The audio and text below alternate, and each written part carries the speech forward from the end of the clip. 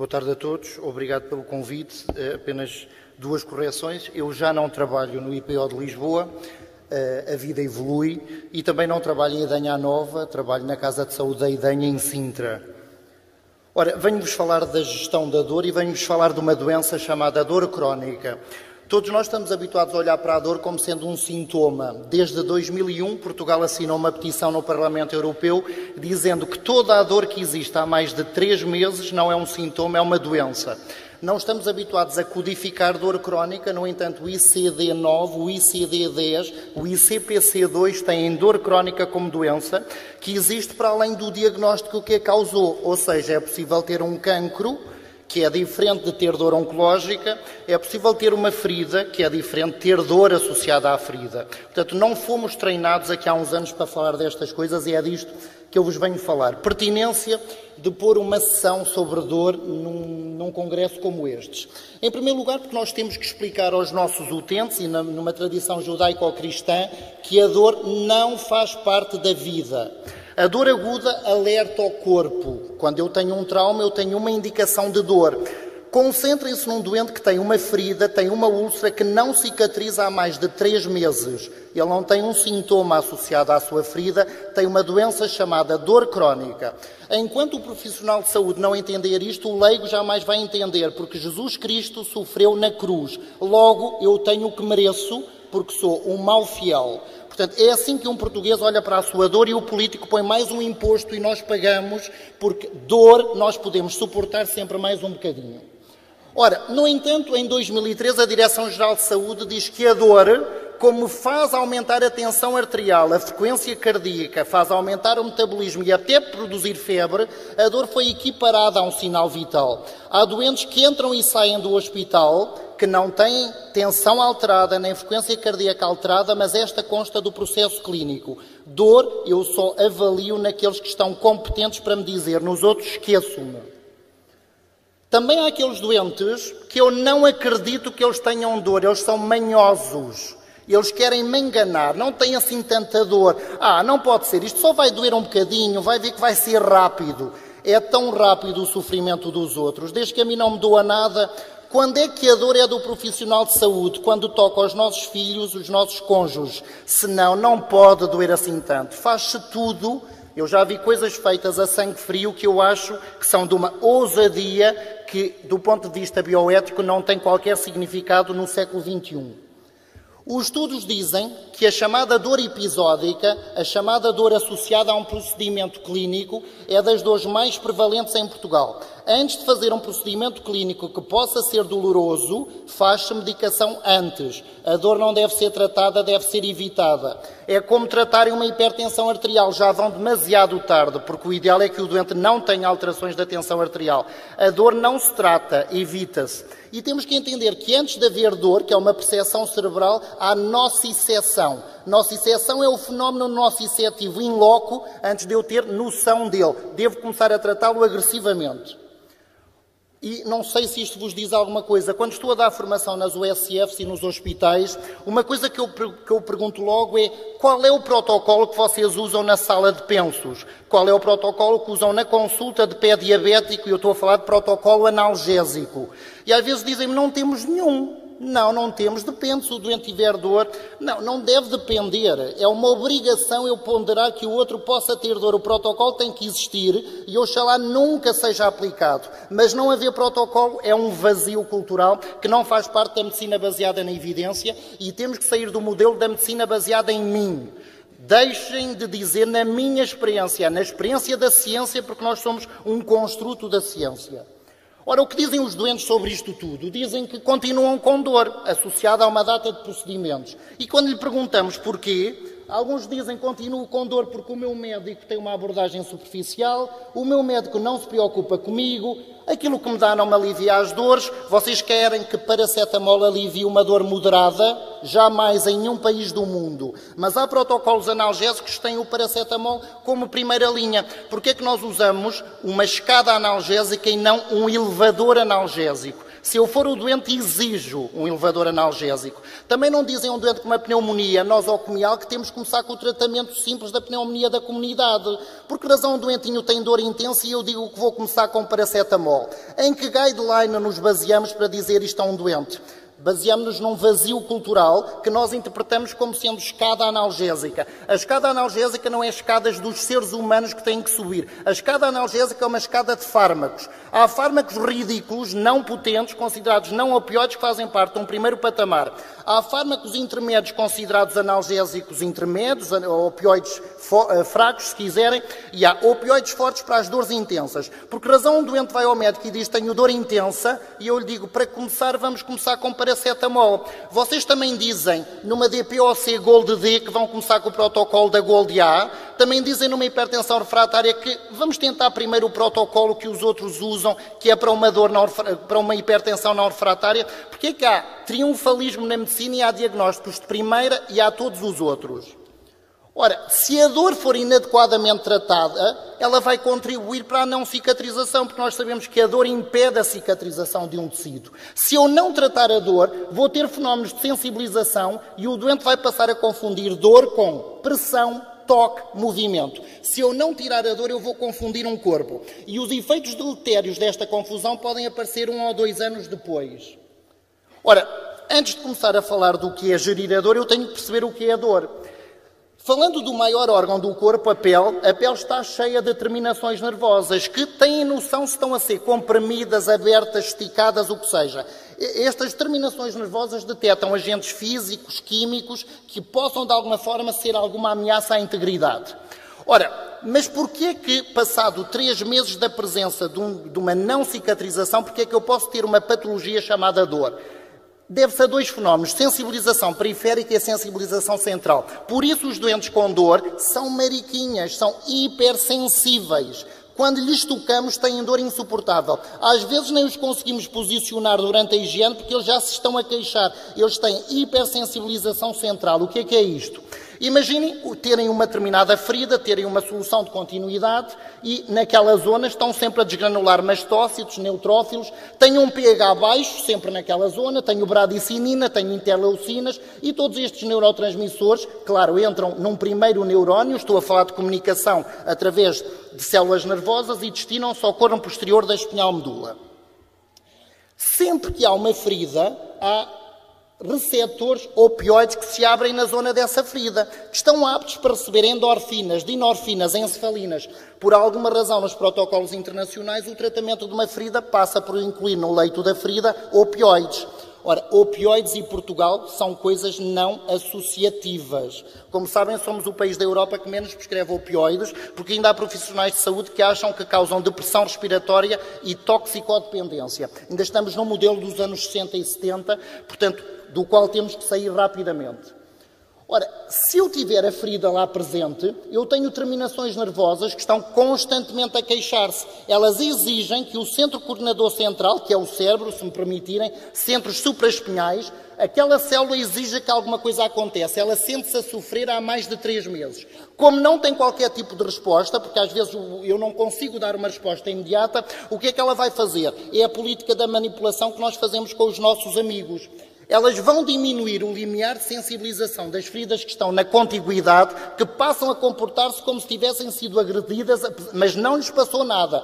Há uma inflamação neurogénica e aquilo que se pretende é que a união faz a força. Por isso alguns doentes não têm dor no leito da própria ferida, mas podem ter dor de 2 centímetros, 3 centímetros ao lado. Tem a ver com este recrutamento de fibras que vai acontecendo. Obviamente que todas estas fibras na periferia a sofrer destinam-se aos centros supraespinhais, espinhal medula e tálamo, amígdala, etc. É que o rato que está a cair. Ora, este é o estado de um corpo com dor, está em estado de guerra. Às vezes pode não ter percepção de dor, mas isto não quer dizer que a experiência nociceptiva não esteja já no seu interior. Portanto, reparem, dor é stress. Nós dizemos aos nossos doentes, cuidado com a alimentação, durma bem, exercício físico. Por que é que não lhe dizemos, não tenha dor nenhuma? Ponto final. Porquê que não os ensinamos a não ter dor nenhuma? Porque vivemos numa tradição judaico-cristã que a dor é banalizada e faz parte, obviamente. Não faz parte. Faz parte cada vez que eu tenho uma lesão. Pela primeira vez na vida é normal sentir dor. Depois de 1 mês, 2 meses, 3 meses, 4 meses, 5 meses, não é normal ter dor absolutamente nenhuma. O corpo com dor exige resposta dos centros supraespinhais. Se ela não vier, é uma resposta de stress que estamos habituados a ver. Aumento da ACTH, aumento de quê? De todos os estimulantes das catecolaminas, resistência à insulina periférica, aumento do cortisol. É o que vai acontecer. Por isso, o indivíduo que não tem uma ferida cicatrizada e que tem dor vai ter descompensação metabólica no âmbito de uma diabetes. Isto é conhecido e está publicado em todo o lado. Em Portugal ainda não acordámos para esta realidade. Eu sei que as pessoas que estão aqui são altamente diferenciadas e fazem-no, mas da minha experiência com outras pessoas que estão mesmo numa consulta às vezes de pé diabético, não têm um protocolo analgésico instituído e quando precisam de ajuda vão pedir à consulta de dor. Ora, o protocolo está dentro do local onde o doente vai e não no local ao lado, obviamente. Ora, sempre que o meu cérebro é agredido e sente dor, eu tenho uma via moduladora e inibitória. Todos nós temos mecanismos para não ter dor nenhuma. A nível no núcleo RAF, na substância cinzenta periaqueduto, alguém vê o ponteiro? Se calhar vê na substância cinzenta periaqueduto e no núcleo RAF eu tenho um centro coordenador da dor. Portanto, eu posso naturalmente, se este centro efetivar a sua ação, ele vai manipular o cordão posterior da espinhal medula e eu deixo de ter dor. Ora, para modular a minha dor, independentemente da vontade do prescritor e do médico, o que é que o meu corpo faz? O meu corpo sabe que a forma mais rápida de ficar sem dor é lançar para a fenda sináptica noradrenalina, serotonina, endorfinas, dinorfinas. Porquê? Porque fazem bloqueio pré e pós-sináptico, fazem bloqueio da passagem do sinal. Portanto, se eu tiver endorfinas na fenda sináptica, não vou ter transmissão. Ao mesmo tempo, o meu corpo vai inibir a recaptação da noradrenalina e da serotonina. Falo naturalmente ou com a ajuda de antidepressivos deste tipo, porque a noradrenalina e a serotonina são inibitórias no mundo da dor. Ora, se eu não atuar precocemente, o que vai acontecer é uma sensibilização central. O que é este mecanismo da sensibilização central? Quando eu presinto que há muita nocicepção à periferia, há um receptor que é o receptor NMDA. Imaginem que eu estou a apontar para ele, está bem? Portanto, usem a abstração. O receptor NMDA, que está na sua posição inativa, quando sente que muita coisa está a acontecer na periferia, ele fica no seu estado ativado. E o que é que acontece quando o receptor NMDA deste lado aqui está ativado? Ele manipula a síntese proteica e passa que o fígado deixe de produzir albumina e passa a produzir proteínas de fase aguda. Vai haver aumento do PCR, vai haver aumento de substância amiloide. Estamos no âmbito da imunoinflamação. Ao mesmo tempo, o receptor NMDA, quando está ativado, perturba o equilíbrio entre proto-oncogenes e anti-oncogenes. Hoje em dia sabemos que a presença de dor contribui para o desenvolvimento de uma célula tumoral. Também, ao mesmo tempo, a ativação do receptor NMDA vai alimentar a enzima ciclooxigenase à periferia e aquilo que deu origem perifericamente a estes mecanismos centrais vai alimentar-se por retroalimentação. Ao mesmo tempo, a sintetase de óxido nítrico fica aumentada e eu vou ter vasodilatação para que estes produtos cheguem exatamente a todo o sítio. Portanto, é isto que vai acontecer. Também o mais dramático é isto. Quando eu tenho muita presença de dor, automaticamente o receptor μ que existe na periferia e dentro da ferida começa a ser bloqueado. E o que é que acontece a partir de agora? O doente deixa o efeito das endorfinas, das dinorfinas endógenas, é bloqueado, não respondem. É o típico caso de um doente que tem dor e eu dou-lhe bolos de morfina. E depois dizem os colegas, não faz nada. Não faz nada. Pois não, porque se eu deixar uma dor evoluir muito, vou precisar de altas doses de opioides, podia tirar a dor precocemente, às vezes com um tramadol de 37,5 e outras vezes não consigo porque deixei a dor crescer tanta que eu tenho um bloqueio do receptor μ e vou precisar de altas doses de opioides com grande toxicidade. Porquê? Porque eu deixo os opioides para mais tarde. Porque eles dizem, tazobactam pode ser hoje, imipnem também. Opioides não. Vamos esperar um bocadinho e vamos fazer aqui 3 meses de paracetamol, 4 meses de anti-inflamatório não esteroide e vamos esperar, depois logo vemos, porque não é filho meu, obviamente. É o filme do Heteroscola, são feios, porcos e maus. Não sei se viram esse filme, recomendo também na bibliografia. Ora, o que é que eu faço para tratar uma dor? Primeiro é o que diz o protocolo inglês que foi adaptado pela Direção-Geral de Saúde, não é? O seu doente comunica, então pergunte-lhe, tem dor? Ou no final do procedimento vai com dor para casa? Durante o tempo que está em casa tem alguma dor? Se tiver, trate-a. Se não sabe tratar, peça ajuda, obviamente, mas eu acho que os protocolos têm de estar junto de quem trata estes doentes. Se o seu doente não comunica, não é por isso que não tem dor, faça-lhe uma prova analgésica. Dê-lhe um analgésico e logo vê se a expressão facial dele, o comportamento corporal ficam mais abertos. É tão fácil chegar à dor nos outros quando amamos os outros. É extremamente fácil. No amor tudo é possível. A maioria das dores não é só uma dor inflamatória. A maioria das feridas tem dores mistas. Tem dores de componente nociceptivo e de componente neuropático, porque além da agressão que eu tenho e da pró-inflamação que eu tenho terminações nervosas que foram de alguma forma interrompidas e ameaçadas. A OMS diz que para tratar a dor eu uso vias orais ou transdérmicas, essencialmente. Nós não damos uma intramuscular para tirar a dor de ninguém, a não ser que estejamos a tratar da sogra e não estejamos uma grande intimidade com a sogra. Ou com o inimigo, porque nós não damos uma intramuscular a quem amamos. A intramuscular, o que é que eu faço com uma intramuscular? Vou causar uma lesão de um tecido. Então, se eu tenho imunoinflamação, tenho N prostaglandinas em circulação quando dou uma intramuscular, tenho N mais K. Está em todos os livros. Ora, os medicamentos para a dor têm hora. Então, se o doente vem fazer o seu procedimento às 9 da manhã, está a fazer medicação antes de sair de casa para não ter dor durante o seu procedimento. Ora, tenho que olhar para o meu doente, está hidratado ou não está hidratado? Tenho que lhe dar indicações escritas. E depois outra coisa muito importante, o tratamento para a dor... Obrigado. O tratamento para a dor não tem a ver com a gravidade da lesão. Não é porque eu tenho uma lesão exuberante que eu vou ter mais ou menos dor. Ora, o que é que dizem os protocolos? Dizem que eu não trato pela gravidade. Não é por uma ferida estar exuberante num doente que está a um caco e que tem cancro que eu vou tratar. Eu trato pela intensidade daquilo que o doente me diz. Se o doente me diz que aquela dor é intensa, é intensa. Se me diz que não dói nada, não dói nada, ainda que tenha tudo destruído. Ora, por que tempo é analgesia? Eu agora estou bloqueado com 2 ponteiros. Isto é a minha stand-up comedy, não levem a mal. Portanto, um é para apontar, outro é para passar. Tempo é analgesia. Obviamente, se eu tenho um doente com dor, quero-lhe atirar hoje. Não é? Vamos ver como é que isto corre. É hoje que eu lhe tiro a dor. Porque eu tenho fármacos em Portugal que tiram a dor hoje. Posso não curar a doença hoje. Posso demorar 6 meses a curar a doença, mas a dor tira-se hoje. Porque eu sou um ser bioeticamente robusto. Obviamente, eu não adio o sofrimento do outro. Aniquilo. Às vezes usando escadas, mas sabem o que acontece em Portugal? É a promessa do Bom Jesus de Braga.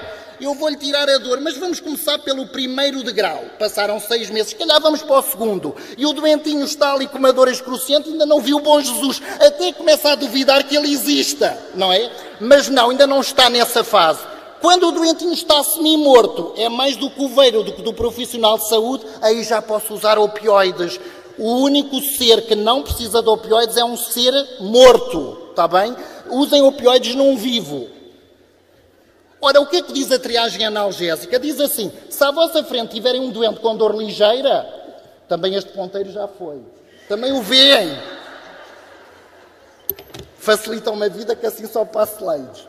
Ora, se eu tiver uma dor ligeira, o que é que diz o protocolo? Na dor ligeira, use não opioides, paracetamol, diclofenac, o que quiserem. Eu acho que a medicação para a dor ligeira é de uma parafarmácia. Um doente não vai ao médico dizer tenho dor ligeira, diz tenho dor moderada. O incrível é que vai ao médico dizer tenho dor moderada e sai de lá com fármacos para a dor ligeira. É uma violação das guidelines diariamente. Porque se o doente tem uma dor moderada, tem que sair da consulta médica obrigatoriamente com um opioide.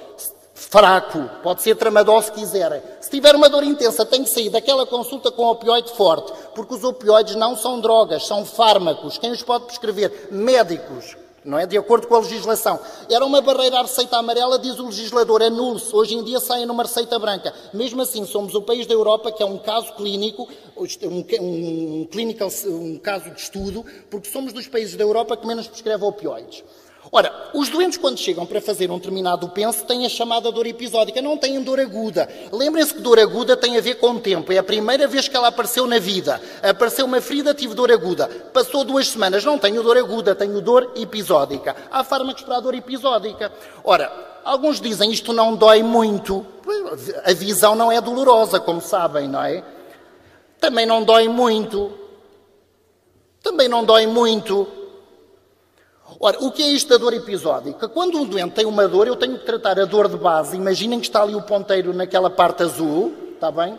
E quando ele tem episódios de dor, eu devo prescrever um fármaco que tenha uma ação imediata. Aquilo que me acontece, o que eu vejo às vezes, é que o doente leva um SOS para casa, mas há de fazer efeito passado 2 ou 3 horas. Ora, se eu tenho dor agora, o SOS é para fazer efeito na próxima meia hora. Não é quando eu já não tiver dor nenhuma. Ora, qual é o melhor fármaco para usar perante um episódio de dor? Morfina, obviamente subcutânea, não é preciso canalizar nenhuma veia. Dizem morfina já. Ora, é o grande tabu da morfina que pode ser feito. O doente acabou de fazer um bolus subcutâneo, esperam 15 ou 20 minutos, continua com dor, faz outro. E dizem, morfina não vai ficar agarradinho. Só se for ao médico por o amar, não é? Por ter ficado rapidamente sem dor.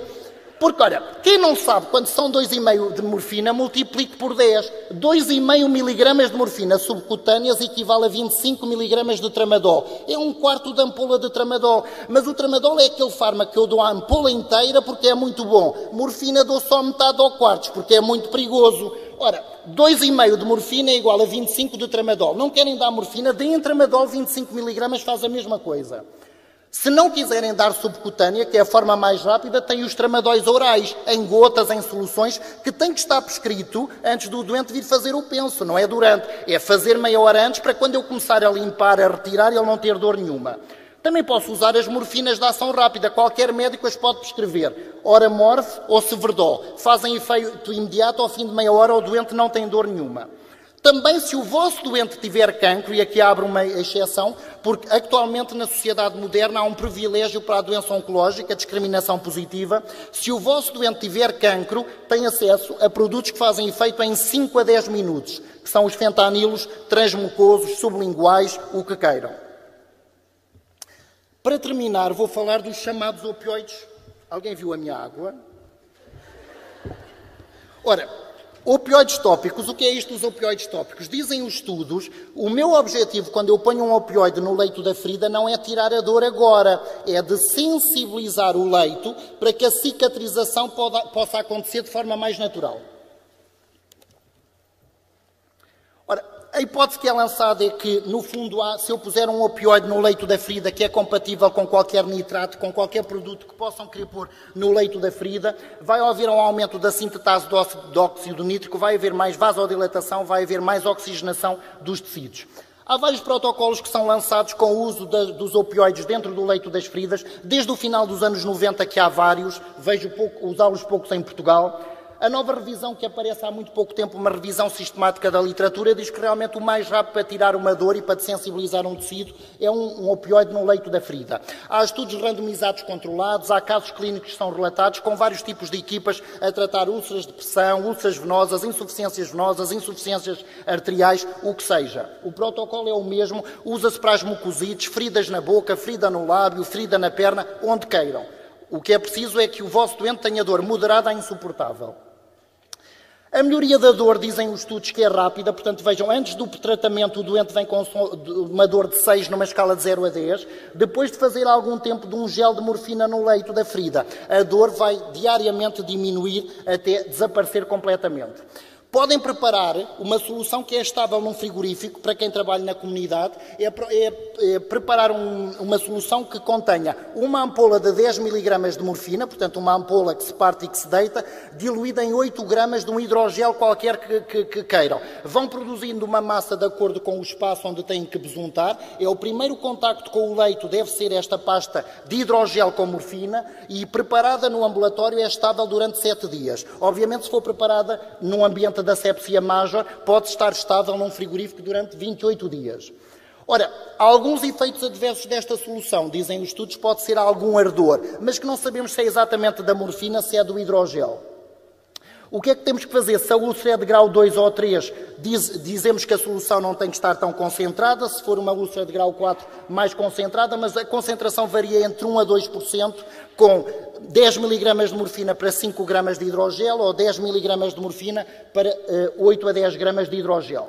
Lembrem-se que também, no leito da ferida, vai haver a chamada dor mecânica ou dor inflamatória. E esta dor vai ficar lá para além do procedimento e pode estar durante a noite, pode estar quando a pessoa põe um sapato, o que seja.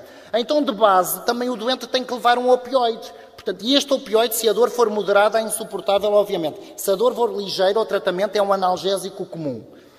Tramadol, eu sei que muitas pessoas gostam do tramadol, mas no muito idoso o tramadol não é o melhor fármaco para além de explotar epilepsia, porque ele diminui o limiar convulsivo. A Sociedade Americana de Geriatria, nós em Portugal não temos geriatria como especialidade, a Sociedade Americana de Geriatria diz que num idoso nunca deve ultrapassar os 150 miligramas. Então o que é que eu faço se eu já estou nos 150 miligramas? Eu tenho que dar o salto para aquilo que é inominável, que é um opioide forte, porque com 150, mas 150 de tramadol, para quem não tem muito hábito de usar, corresponde, se dividirem por 5, a 30 miligramas de morfina. Não há nenhuma diferença entre fazer MST 10 miligramas de 8 em 8 horas, de Tramal 50 de 8 em 8 horas. Não há diferença nenhuma em termos de equipotência. Só há diferença no princípio ativo. Mais a diferença no prescritor, que acha que está a passar um fraco e que o outro é muito forte. Mas eles são equipotentes.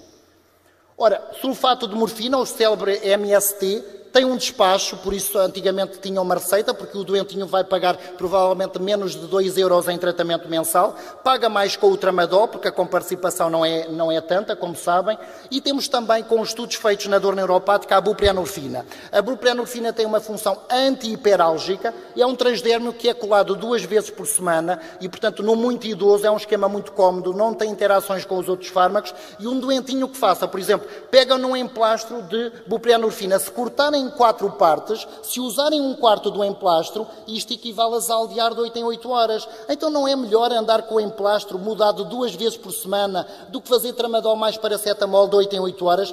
Para mim era o que eu queria já, não é? E o preço mensal é inferior a 2 euros, o vosso doente vai dizer que sim também. Mas não é o que acontece em Portugal. Isto são dados do ano passado. Portugal é um estudo na Europa, porque é dos países da Europa com mais fobia. Aliás, há 2 artigos que saíram no BMC sobre a opiofobia dos portugueses. Quer dos leigos, quer dos não leigos, temos uma opiofobia que circula pelo país. É típica dos países latinos, se bem que a Espanha prescreve 3 vezes mais do que nós, a Itália está um bocadinho melhor do que nós. Outro fármaco para terminar, que é o mais recente que aparece no mercado português, é o tapentadol. O tapentadol tem estudos na dor inflamatória e na dor neuropática, tem uma ação sinérgica porque combate as 2 dores ao mesmo tempo. O próprio nome é parecido a tramadol, é um semelhante ao tramadol, com menos efeitos adversos, porque o tramadol é um inibidor da serotonina, mais da noradrenalina, ao invés do tapentadol, que é apenas um inibidor da noradrenalina, e tem também uma ação de opioide, porque ele é um derivado opioide, mas a afinidade ao receptor mu é 50 vezes mais fraca que a morfina. Ora, temos várias doses, devemos começar pela dose mais baixa. Para quem não tem experiência com o tapentadol, o tratamento mensal custa 1,5 € na dose mais baixa e ele é metade da dose do tramadol. Então, se tem um doente que está a fazer tramadol 100 de 12 em 12, está cheio de efeitos adversos, podem rodar imediatamente para tapentadol 50 de 12 em 12, porque é metade da dose. Os opioides podem ser usados nos idosos. O Consenso Internacional para tratar a dor no idoso diz que um idoso vulnerável com 100 anos pode fazer um opioide, claro, porque ele tem endorfinas. O que acontece é que em Portugal as endorfinas só podem ser mexidas durante o exercício físico. E isso recomendamos que o doente faça. Recomendamos sexo durante a noite toda e a manhã. Porque opioides através do sexo pode ser prescritos pelo médico. Não, são muito perigosos, não é? Vejam lá se não tem um doente toxicodependente de sexo e outro a entrar em depressão respiratória por tanto o sexo fazer. Eu tenho que usar a stand-up comedy, porque não vejo outra forma. Também gostava de viver num país em que as pessoas me dissessem: eu não gosto de opioides porque eles causam obstipação. Não, anda tudo preso à depressão respiratória, à toxicodependência. Nunca vi um caso, e uso altas doses de opioides, 5.000, 6.000, o que queiram. Dor neuropática, numa ferida onde eu tenho a terminação nervosa que foi mexida e que foi interrompida, tenho dor neuropática. A dor neuropática, às vezes, é a maior dor que um doente tem, porque desde que eu tenho um leito que não fecha, começa por uma dor inflamatória, nociceptiva, e vai evoluindo para uma dor neuropática. Vejam, num pé diabético o que passa a doer é o componente neuropático mais que inflamatório. Numa lombalgia, inicialmente pode não doer muito, mas quando evolui para lombociatalgia dói. Portanto, o componente neuropático de uma ferida é o mais doloroso. Por isso, podemos, à volta da ferida, obviamente não no próprio leito, podemos colar lidocaína a 5%, são emplastros, que até podemos recortar, muito estudados na antinefralgia pós-herpético, mas agora off-the-label também usados na neuropatia dolorosa diabética. É uma lidocaína que está dentro de um hidrogel e que refresca a pele e pode ajudar a desensibilizar toda aquela zona mais sensível à volta da ferida. Pode ser aplicada em várias zonas do corpo e, portanto, podem recortar e pôr à volta da superfície que queiram. Para terminar, o alívio da dor deve ser um direito de um ser humano e nós temos o dever, enquanto seres bioeticamente robustos, de pugnar para que aquele doente fique sem dor hoje. Ora, ajuda-me se eu tiver ciência para isto, e por isso estamos aqui, se trabalhar em equipa, se pensar que a dor não faz parte da existência e se tiver uma boa comunicação e um apoio do cuidador.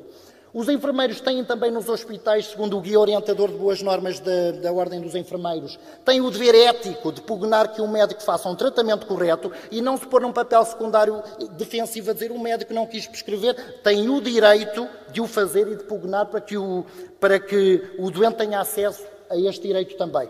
Nós publicamos um manual de dor crónica, consultem-no que tem estes dados. Estejam também atentos ao manual de cuidados paliativos, que tem um capítulo só sobre como tratar a dor nas feridas.